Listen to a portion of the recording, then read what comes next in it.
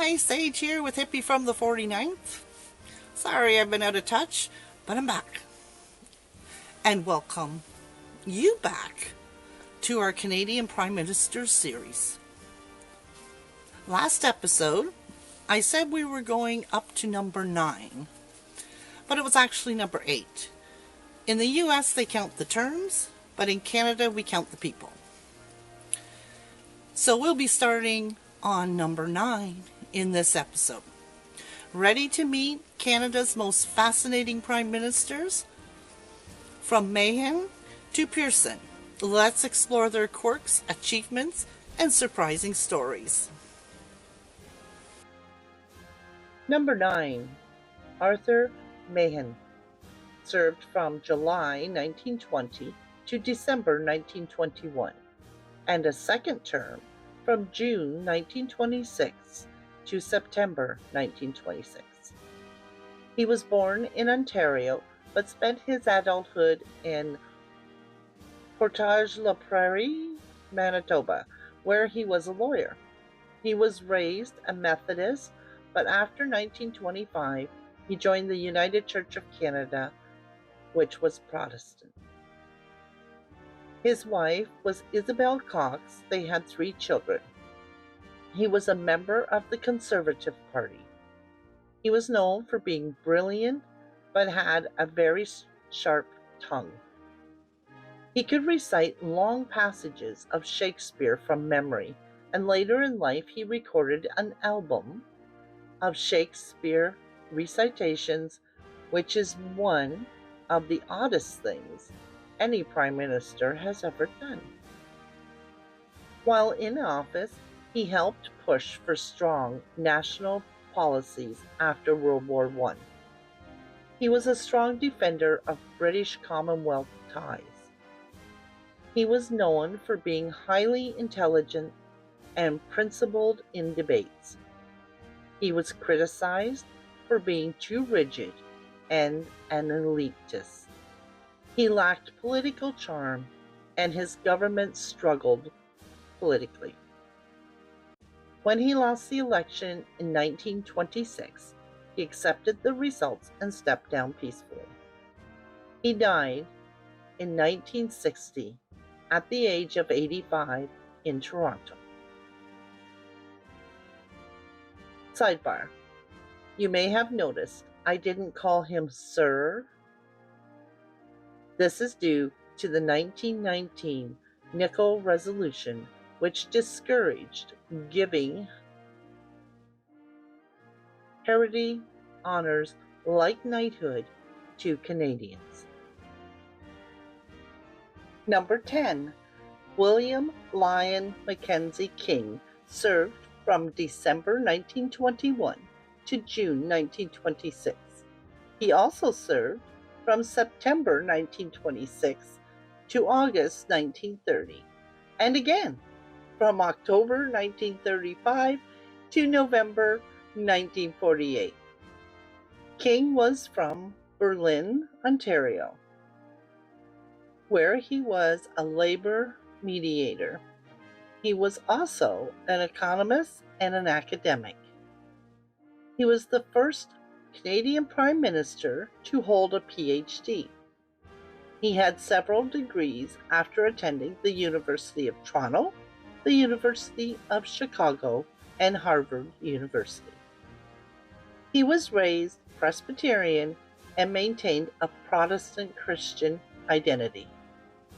He never married and had no children. He loved his dogs and often referred to them as his family. He had Irish Terriers. Many called him WLMK. He is one of the most fascinating and unusual figures in Canadian history. He holds the record for the longest-serving Prime Minister. King was really into spiritualism. He regularly consulted psychics and mediums.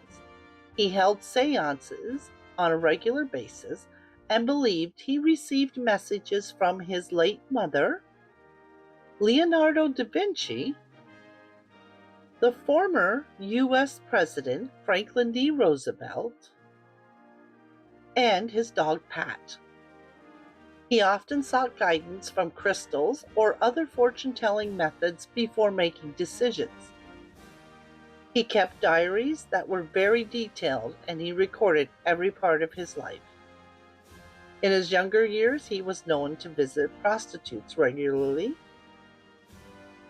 By the time he took office, he lived a very controlled and private life. He led Canada through World War II, setting up POW camps throughout the country to hold captured German prisoners. He expanded social programs and carefully managed the Conscription Crisis. He was criticized for a slow response to World War II. He was cautious about confronting Hitler. Also, Canada accepted very few Jewish refugees fleeing from the Nazis before the war broke out. His most important term was his third term, which covered World War II, recovery from the Great Depression, and the start of Canada's modern welfare state. In 1939, he hosted King George VI in Ottawa to open Parliament. King George VI was the first reigning monarch to visit Canada. And yes, he was Queen Elizabeth's father. During the 1930s and the 1940s, King entertained U.S. President Franklin D. Roosevelt a number of times. One important event was the Quebec Conference in 1943, which helped coordinate an Allied strategy during World War II. He died in 1950 at the age of 75 at Kingsmere, his estate near Ottawa. Sidebar. Yes, Canada had POW camps across the country. Once Allied forces started capturing Nazi soldiers, Britain didn't have room to house them all, so they were sent to Canada. At one point, Canada was hosting over 30,000 German prisoners of war. I say host because these were not ordinary POW camps, they were Canadian POW camps. Although the prisoners thought they would be treated the same as possibly the Jewish people in the concentration camps back home, they were surprised to find that they were treated to 3 home-cooked meals a day, library services to use, classes in English or arts, and time out to go and work on local farms or in the forestry industry, and they were supplied with equipment for sports, especially in the winter for hockey, and event outings to see the sights. I do know of a local story of prisoners in one of the camps near where I live. The soldiers were told back home that Canada and the United States were nothing but wastelands. People lived in shacks. There are constant food shortages. People were starving and dying. This was all part of the propaganda to make people believe that this is what happens in a democratic country. After hearing about this, the guards got a couple of buses one day and lined up the prisoners, the ones that were on good behavior, and marched them out to the buses. They weren't told what was happening or where they were going.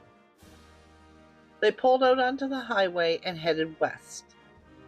Already the prisoners were in awe at the beautiful neighborhoods, well-maintained streets, and highways. They drove through Toronto, and the prisoners were chattering with each other, excitedly amazed at the cars passing them, people walking casually down the street, and children out playing in the parks. When they arrived at Niagara Falls, the buses fell silent. The prisoners were speechless. After the war ended and the prisoners were set free and sent home, many of them packed up their families and came right back to Canada. Number 14.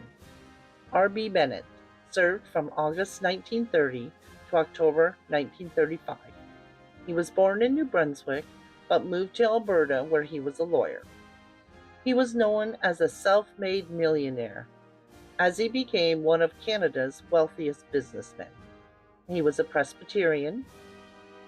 He was listed as a Red Tory, which is a member of the Conservative Party who supports a strong government intervention in the economy, social welfare programs, and still believes in traditional conservative values.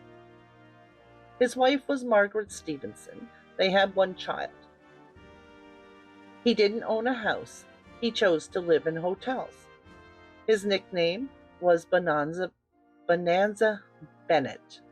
He lived a very private, almost solitary life. Speculation about him being gay arose due to his lifestyle and bachelor tendencies. While in office, he gave strong leadership during economic crisis and introduced relief measures during the Great Depression.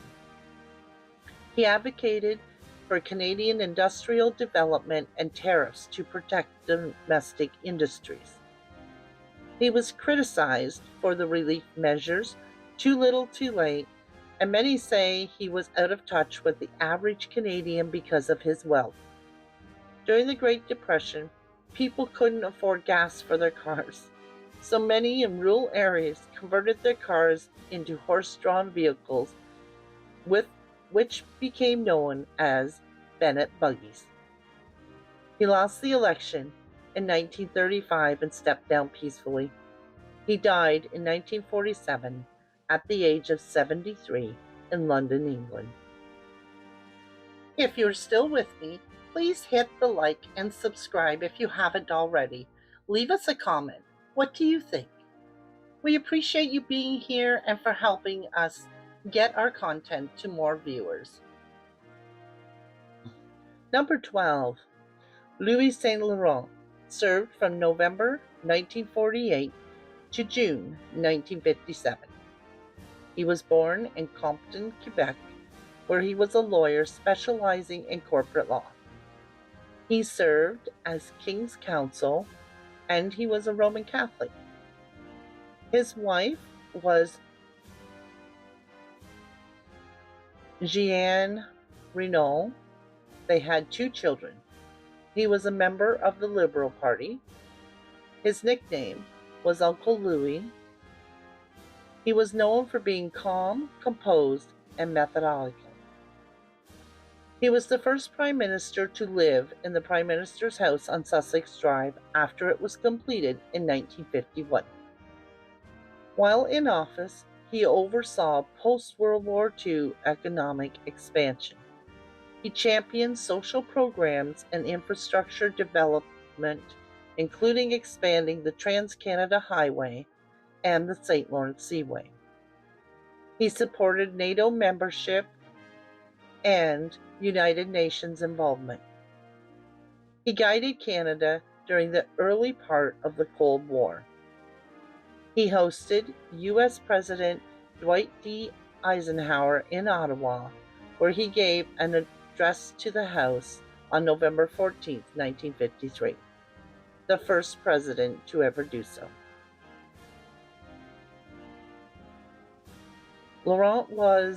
Saint Laurent was criticized for underestimating the Cold War threats and was slow to act on domestic espionage issues. The Gouzenko affair in 1945 revealed Soviet spies operating in Canada, which was embarrassing for the government. After losing the election in 1957, he stepped down peacefully.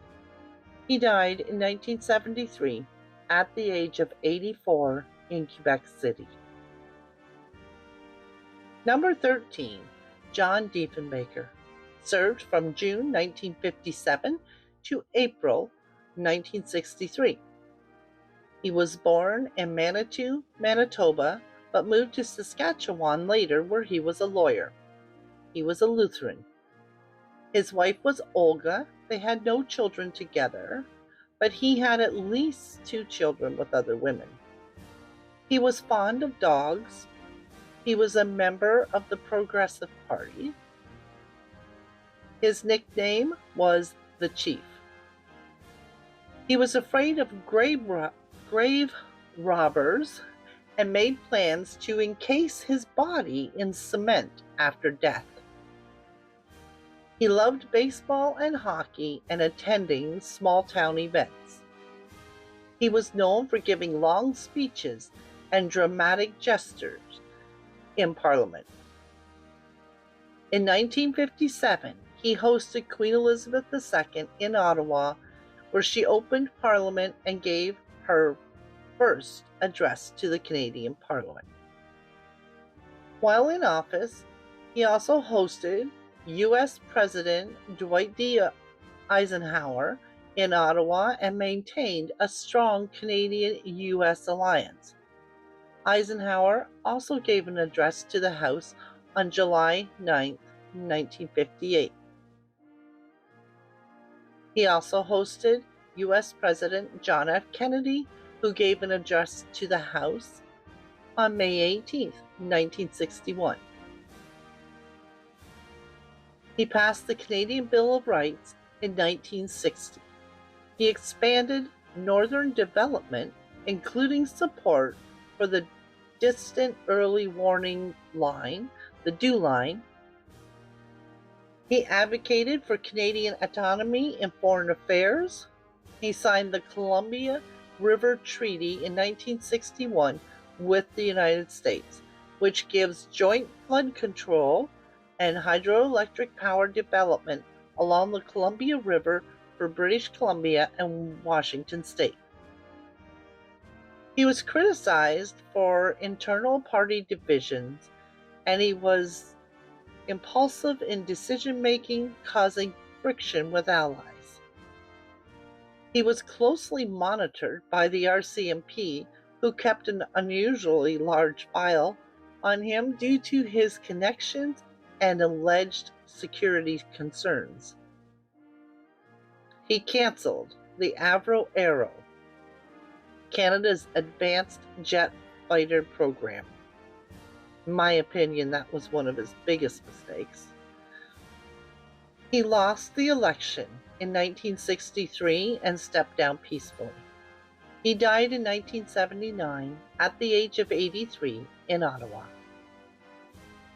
The Avro Arrow was an amazing machine, and there is an actual movie about it, which I have included the link to down below.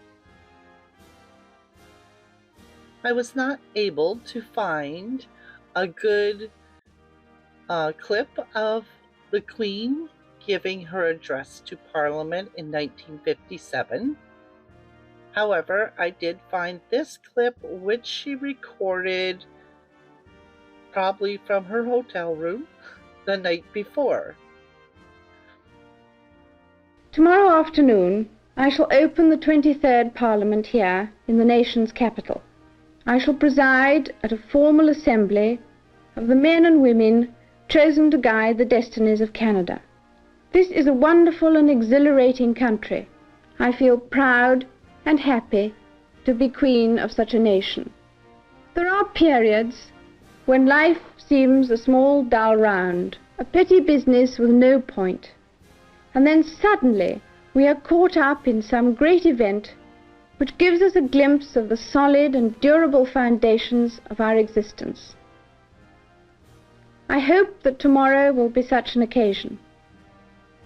I hope that all of you will feel that you are taking part in a piece of Canada's history.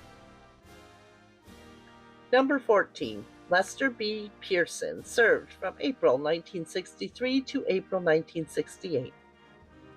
He was born in Toronto, where he was a career civil servant and diplomat. He served in the Department of External Affairs. He was the Canadian ambassador to the United States. He was the president of the United Nations General Assembly. He won the Nobel Peace Prize in 1957 for organizing the first United Nations peacekeeping force during the Suez Crisis. He was an Anglican. His wife was Marian, and they had 2 children. He was a member of the Liberal Party. His nickname was Mike. He was known for being gentle, calm, highly diplomatic, and wearing a bow tie and smoking a pipe. He loved golf and sailing. While in office, he hosted U.S. President John F. Kennedy in Ottawa in 1963. He hosted Lyndon B. Johnson in Vancouver in 1964. On Campobello Island in 1966, and in Montreal and Ottawa in 1967. He introduced universal health care in Canada for all provinces. He established the Canada Pension Plan. He successfully managed the Quiet Revolution tensions in Quebec. He oversaw the adoption of the Canadian maple leaf flag in 1965. He was criticized for being too cautious on economic issues. He struggled with industrial strikes and economic challenges. He retired in 1968, stepping down peacefully. He died in 1972 at the age of 70 in Ottawa. Did you remember these prime ministers? Or did any of their stories surprise you? Tell me in the comments. Next episode, we start with one of Canada's biggest political figures, Pierre Trudeau. Don't forget to subscribe and hit the bell so you don't miss it. So until next time, be kind, ask questions, and stay groovy. Love you all. Cheers.